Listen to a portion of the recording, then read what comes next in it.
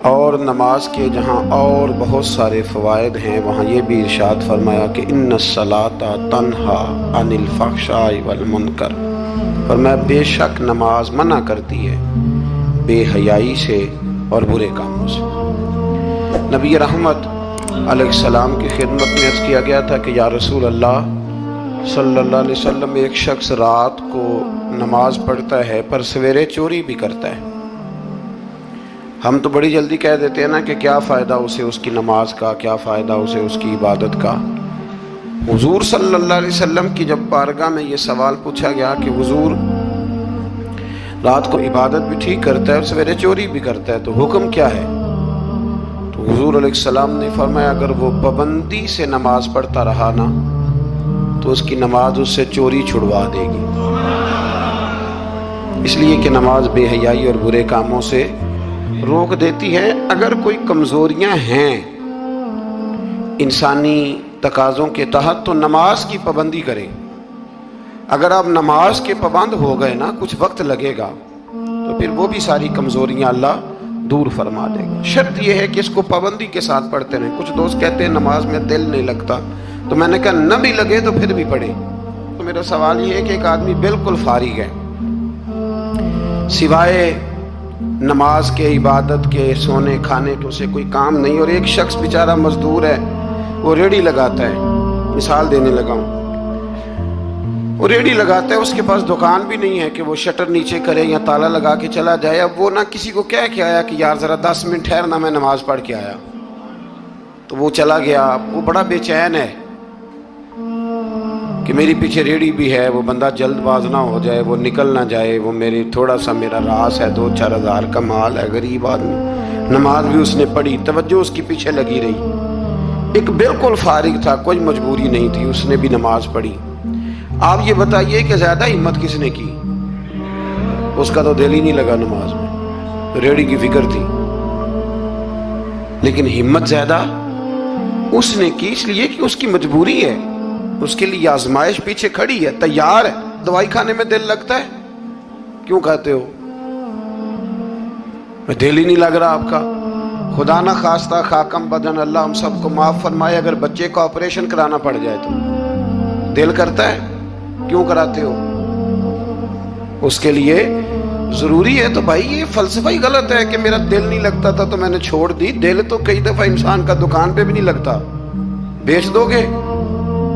نہیں دل کرتا کام پہ جانے کو تو ریزائن کر دو گے؟ تو یہ تو بالکل سرے سے بات ہی بڑی عجیب ہے۔ ہاں دل لگنا چاہیے، نماز سے دلچسپی ہونی، لیکن نہ بھی لگے تو ہم کو دل کے لیے نماز نہیں پڑھ رہے، رب کے لیے نماز پڑھ رہے ہیں۔ ہاں یہ بات سمجھ لیں، نماز دل کے لیے نہیں، نماز وہ دیکھیں نا، ایک صاحب کہتے ہیں جی میں 5 نمازیں پڑھتا ہوں تو روزی میں برکت پھر نہیں ہوتی، تو میں کہتا ہوں وہ عبادت کرتے ہو کہ تجارت کرتے ہو؟ پیسے کمانے گئے تھے؟ پیسے کمانے گئے تھے کہ نماز پڑھنے گئے تھے؟ تو نماز آپ کو بے حیائی اور برے کام سے روک دے گی، پر شرط یہ ہے کہ نماز کی پابندی کریں اور بر وقت پڑھیں اور تھوڑی صحیح کر کے پڑھیں۔ مطلب نماز پڑھی جاتی ہے، اہتمام نہیں ہوتا، یعنی لوگ بھاگ کے وضو کرتے ہیں، فٹافٹ آتے ہیں، بھئی آج ہو گیا ہے۔ بڑی جو بندہ گاڑی بھگا کے لاہور پہنچنا چاہے تو وہ 15 منٹ جلدی پہنچ سکتا ہے، 1 گھنٹہ پہلے پہنچ سکتا ممکن نہیں میرے عزیز، ہو نہیں سکتا۔ جلدی نماز پڑھنے سے آپ کیا کر لیں گے؟ صحیح کر کے پڑھیں، سونی کر کے پڑھیں، تسلی کے ساتھ پڑھیں، ٹھنڈے دل کے ساتھ پڑھیں۔ مطلب نماز پڑھیں تو پھر مزہ آئے۔ امام اعظم کا ایک پڑوسی ہے تو وہ کہتا ہے کہ امام صاحب نا گرمیوں کے دنوں میں نا چھت پہ چڑھتے تھے، کیونکہ میرے گھر میں عورتیں نہیں تھیں، مرد ہی تھے زیادہ، اور میرا ایک بچہ تھا چھوٹا۔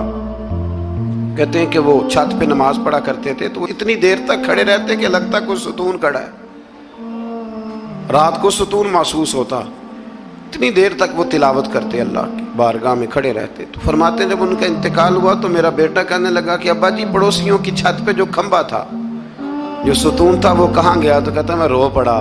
میں نے کہا بیٹا وہ ستون اور کھمبا نہیں تھا، وہ تو ابو حنیفہ تھا جو اپنے رب کے حضور کھڑا رہا کرتا تھا۔ تو دلچسپی پیدا کریں۔ اللہ تعالیٰ ہمیں رمضان کے بعد بھی پابندی صلاۃ کی توفیق عطا فرمائے۔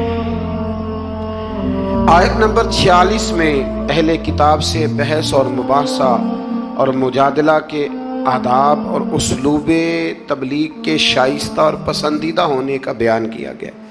जब आप तबलीग करें तो आपके जुमले बड़े शुस्ता होने चाहिए, साफ सुथरी बात आप करें। कुरान मजीद ने कहा ना, उदू इला सबील रब्बिका बिल हिकमा वल मौइज़तिल हसना, लोगों को अल्लाह की तरफ बुलाओ तो खूबसूरत नसीहत के साथ, हिकमत के साथ और अच्छे अंदाज में। अब तो अल्लाह ताला माफ़ करे, कभी कभी सोच में पड़ जाते हैं कि ये मतलब क्या हो रहा है। यानी अब मौलवी के नाम के नीचे लिखा है फनी मौलवी, ये मौलवी के नाम के नीचे लिखा है और उसको देखने वालों की तादाद लाखों में होती है, कहते हैं ये मौलवी फनी है। भाई आप थोड़ा समझें, मस्जिद में तो जो आदमी ज्यादा हंसता है उसकी कब्र में अंधेरा होता है। आप ये क्या कर रहे हैं? हाँ, कोई बात ऐसी आ जाती थी तो अल्लाह के नबी भी मस्जिद में मुस्कुराते थे, हुजूर भी मुस्कुराते थे, सहाबा भी मुस्कुराते थे। और सहाबा कहते हैं हुजूर जब मुस्कुराते थे तो दांतों से नूर निकलता था, मस्जिद नबी की दीवारें भी चमक उठती थी। लेकिन ये मतलब मौलवी को इसलिए बुलाना कि वो लतीफ़े सुनाएगा, वो तंज़ो मिज़ाह की बात करेगा। तो आपने क्या फ़र्क रखा मस्जिद में, अल्लाह के घर में और दीगर जगहों पे? आप ज़रा समझिए इस बात कि वही बात जो कुरान ने कही कि लोगों ने दीन को खेल तमाशा बना लिया है, माअज़ल्लाह लोगों ने खेल तमाशा समझ लिया है। तो किस तरफ मतलब कौम लग गई है और बड़ा बड़ा उरूज है और बड़ी बड़ी बातें हैं। बीच में है क्या कि लतीफ़े सुनाए जा रहे हैं और दास्तान सराई हो रही है और कहानियाँ हो रही, और कौम है कि वो उस पर लगी हुई अच्छी नसीहत, खूबसूरत जुमले। मेरे रसूल करीम अलैहिस्सलाम के गुलाम कहते हैं हुजूर जन्नत का जिक्र करते थे तो यूँ लगता था हम जन्नत की सैर कर रहे हैं। हुजूर दोज़ख की बात करते तो हमारे खौफ से रोंगटे खड़े हो जाते, और हुजूर क़यामत का जिक्र करते तो यूँ लगता कि निकल के बाहर जाएंगे तो क़यामत आ जाएगी। ये अंदाज था हुजूर का बात करने का। तो लिहाजा बड़ी शुस्ता, बड़ी साफ सुथरी और बड़ी मीठी और बड़ी ठंडी बात करें। दीन की बात जब आप करें तो फिर उसमें हुस्न छलके। आम आदमी और दीनदार आदमी के लबो लहजे में फर्क होना चाहिए, उसे समझना चाहिए। अल्लाह तौफीक अता फरमाए। रसूलुल्लाह सल्लल्लाहु अलैहि वसल्लम की सिफात में से एक सिफत नबी उम्मी होना भी है। उम्मी का माना आला हज़रत ने फरमाया बेपढ़ा हुआ, जिसने दुनिया में किसी से पढ़ा ना हो। यानी आपने रस्मी तौर पर लिखना पढ़ना नहीं सीखा। इसमें भी अल्लाह ताला की बेपनाह हिकमत है कि हुजूर ने दुनिया में आके पढ़ना लिखना नहीं सीखा। आयत नंबर 48 में फरमाया कि आप नुज़ूल कुरान से पहले कोई किताब नहीं पढ़ते थे। ये बड़ी अनोखी बात का ज़रा समझिए, ये भी मेरे नबी की शान है। हुजूर ने कुरान के नाजिल होने से पहले रब फरमाता है कोई किताब पढ़ी ही नहीं, कोई किताब हुजूर ने पढ़ी नहीं। लेकिन हुजूर तौरात की बातें भी बताते थे, इंजील और ज़बूर की बातें भी बताते थे, वो नहीं पढ़ा हुजूर ने। और ना ही नबी पाक अलैहिस्सलाम दाएं हाथ से लिखते थे, लेकिन हुजूर का लिखना बहरहाल साबित है। बाद में नबी पाक का बतौर मोजज़ा लिखना साबित है, अहादीस मुबारका से साबित है। लेकिन हुजूर अलैहिस्सलाम ने ना कोई किताब पढ़ी, ना दुनिया में हुजूर किसी के शागिर्द हुए। अर्रहमान अल्लमल कुरान, रहमान फरमाता है मैंने खुद उन्हें कुरान सिखाया है। हुजूर ने अपने रब से सीखा, डायरेक्ट अल्लाह के शागिर्द है मेरे नबी करीम।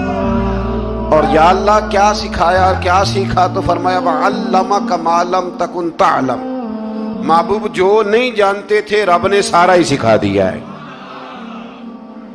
लोग पूछते हैं आपके उस्ताद का नाम क्या है? लेकिन जितना बड़ा उस्ताद हो शागिर्द का इल्म भी उतना बड़ा होता है। तो नबी पाक ने अल्लाह से सीखा है। अब आप अंदाजा कर लें कि अल्लाह ने क्या क्या इल्म मेरे रसूल को सिखाया है। तो नबी उम्मी का माना है बेपढ़ा हुआ। आयत नंबर 50 से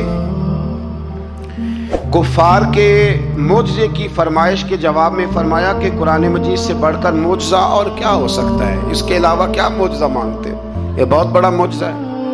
आज़ाब के मुतालबे पे फरमाया कि इसका एक वक्त मुकर्रर है, वो वक्त पे आएगा, किसी के कहने पर नहीं आएगा। आयत नंबर 56 में मोमिन बंदों को फरमाया जा रहा है कि जिस सर ज़मीन पर अल्लाह तबारक व तआला की रज़ा के मुताबिक ज़िंदगी गुजारना मुश्किल हो तो अल्लाह ताला की इबादत की खातिर वहाँ से ऐसी सर ज़मीन की तरफ हिजरत कर जाओ जहाँ तुम बेखौफ व ख़तर अपने रब की बंदगी कर सको। हिजरत करने का हुक्म दे दिया अगर कहीं खुल के इबादत करने का मौका मुयस्सर ना हो। मेरा ख्याल है कि दुनिया में शायद ही कोई ऐसा खिता हो جہاں کھل کر عبادت کرنے کا موقع میسر. میں نے برطانیہ میں ایک مدینہ مسجد دیکھی, بہت بڑی وسیع مسجد. میں نے ایک جمعہ وہاں پڑھایا, تو جمعے کے بعد ہم نمازیوں کے بیچ بیٹھے. میں نے کہا ہم نے بڑی شاندار مسجد بنائی. تو وہ کہنے لگے کہ یہاں کی حکومت نے ہمارے ساتھ تعاون کیا. آپ حیران ہوں گے میری بات سن کے. وہ کہنے لگے جب ہم مسجد تعمیر کر رہے تھے تو یہاں سے پیچھے سے ایک روڈ گزرتا تھا, تو ہماری مسجد میں آڑے آتا تھا, تو ہم نے گورنمنٹ کو اپلیکیشن دی کہ یہ روڈ آ رہا ہے. تو کہتے ہیں مسجد کی خاطر گورنمنٹ نے روڈ بند کر کے روڈ اوپر سے گزار دیا ہے. اب تو عبادت کرنے کی تو کوئی دقت نہیں, پر شرط یہ ہے کہ عبادت کرنے والے بھی تو ہونے چاہیے نا. عبادت کرنے کی کوئی پریشانی اور نہ بھی ہو. تو اللہ کے محبوب کے لیے اللہ نے ساری زمین کو مسجد بنا دیا ہے. حضور فرماتے ہیں میرے قدموں کی برکت سے ساری زمین مسجد بن گئی. جہاں سجدہ کرو گے رب قبول کر لے گا, پر شرط یہ ہے کہ بندہ سجدہ کرے. فرمایا اور کتنے ہی جانور ہیں جو اپنا رزق اٹھائے نہیں پھرتے, ان کو اللہ رزق دیتا ہے. اور تم کو بھی, یعنی انسان کتنی ہی منصوبہ بندی کیوں نہ کرے, اسباب کا اختیار کرنا بجا ہے, لیکن رازق حقیقی طور پر صرف اللہ تعالیٰ ہی ہے. جانوروں کو کبھی دیکھیں آپ نے کہ انہوں نے گٹھڑیاں باندھ کے اپنا رزق باندھا ہو؟ تو اللہ فرماتے ہیں جن کا کوئی سبب نہیں, جب میں انہیں دیتا ہوں تو تمہیں کیوں نہیں دوں گا. رزق دینے والا اللہ ہے. پھر آگے جا کے آیت نمبر 64 میں فرمایا کہ دنیاوی زندگی کے کھیل اور تماشا ہونے اور اخروی زندگی میں اصل زندگی ہی تمہارے لیے وہ ہے جو آخرت کی زندگی ہے. دنیاوی زندگی تو صرف کھیل اور تماشا ہے, کھیل ہے. مطلب جب کوئی دنیا سے چلا جاتا ہے تو پھر لوگ کیا کہتے ہیں, کوئی کیا کر سکتا ہے کچھ. یہ تو ایک کھیل اور تماشا سا ہے. مطلب میں نے بچے پالے تو پھر بعد میں میرے بچوں نے بچے پالنے شروع کر دیے, پھر ان کے بچوں نے بچے, اور بہت بڑا لفظ ہے جناب یہ ہمارے پاس, بچوں کے لیے کر رہا ہوں جی. اور ابا جی کی عمر 85 سال ہو جاتی ہے تو بچے کہتے ہیں ابا ایک دکان ہی دے دے. کہتے تو ہنوں نہیں دینی, وہ جو تہاڈے لیے کمایا ساری عمر. تو میں کہتا ہوں یہ جو بچوں کا بہانہ ہے نا, یہ بہانہ ہے. بینک بیلنس اپنے نام کا, مکان اپنے نام, گاڑی, اور روز کہتا کیا ہے, اور بھائی میں یہ کہہ رہا ہوں کہ یہ بہانہ ہے. بچوں کے لیے ہے بالکل ٹھیک ہے, لیکن بچوں کے کام تو آئے گا نا ہمارے جانے کے بعد. آج تو مالک اور وارث ہم ہی ہے نا, اس لیے تھوڑا نکلیں اس کھیل تماشے سے, اس آخرت کی بھی فکر کریں. امام زین العابدین گھر میں نماز پڑھ رہے تھے تو آگ لگ گئی. لوگ بجھاتے رہے, امام صاحب نماز پڑھتے رہے. نماز کے بعد لوگوں نے کہا حضور ہم آگ بجھا رہے تھے, آپ نے توجہ ہی نہیں کی. فرمایا تم دنیا کی بجھا رہے تھے, میں قیامت کی بجھا رہا تھا, میں دوزخ کی آگ بجھا رہا تھا. ادھر بھی تھوڑی توجہ کریں. اللہ توفیق. صدقہ جاریہ حاصل کرنے کے لیے اس ویڈیو کو لائک, کمنٹ اور شیئر کرنا مت بھولیں.